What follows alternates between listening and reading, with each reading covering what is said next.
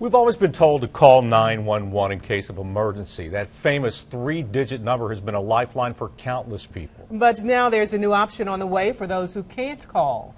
News 13 investigative reporter Mike Mason joins us with more in tonight's reality check. Mike, this is something most people do every day. Yes, it sure is. Starting next year, though, authorities and cell phone companies are throwing you a texting lifeline for emergencies. In an emergency, 911, fire, police, or medical. 911 is the number to call. Okay, what is it you're trying to dial? But what if you were in a situation where it's too dangerous to make that call? How would you get help? There's many instances where battered women may not be able to speak into a telephone because they're being monitored. A new program is coming soon. A new lifeline. Text to 911. If they could make a text call, it would allow that text message to come into a 911 center and us communicate back to them with a text message. An option that's appealing to those who work with domestic violence victims. They could text 911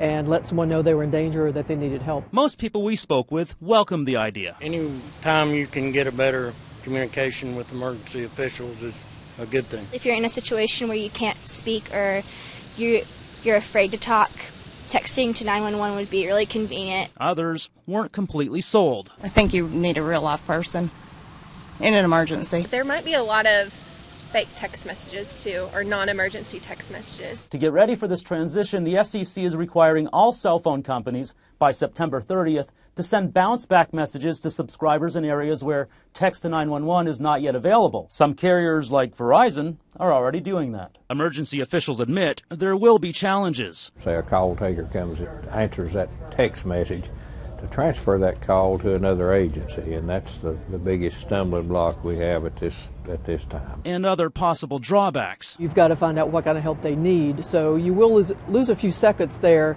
that perhaps could be crucial in some circumstances. But there's virtually no extra cost to you for this technology. You're already paying for it. You already have a surcharge on your phone bill, and it pays for the 911 equipment. In most cases, voice calls to 911 will remain the best way to get help in an emergency. But when all else fails, the text, that's just another tool in the toolbox and another way that people can access a 911 system if they're unable to speak for whatever reason. And Durham County is the only place in North Carolina right now that has text to 911. Buncombe County hopes to begin testing it soon and have it available sometime early next year. If you have an idea for Reality Check, send us an email to realitycheck@WLOS.com.